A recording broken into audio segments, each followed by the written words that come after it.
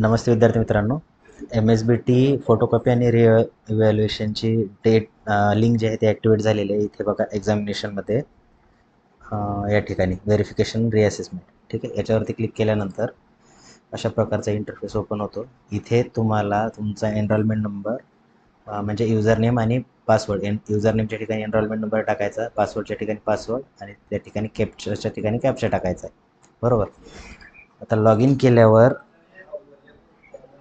काय होतं, काही मुलांचं अशा प्रकारचा इंटरफेस येत आहे किंवा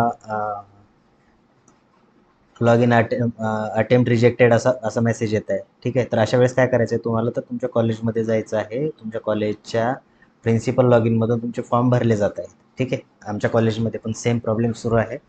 तर तुम्ही कॉलेजमध्ये जाऊन लवकरात लवकर फॉर्म भरा आणि तिथूनच प्रिंट काढून तुम्ही कॉलेजला सबमिट करून घ्या, ठीक आहे. कारण आज आणि उद्या 2च दिवस फोटोकॉपी रिअसेसमेंटला टाकायची डेट आहे. त्यामुळं जर असा काही प्रॉब्लेम येत असेल तर तुम्ही कॉलेजमध्ये जाऊन पटकन फॉर्म भरून घ्या प्रिन्सिपल लॉग इनमधून, ठीक आहे.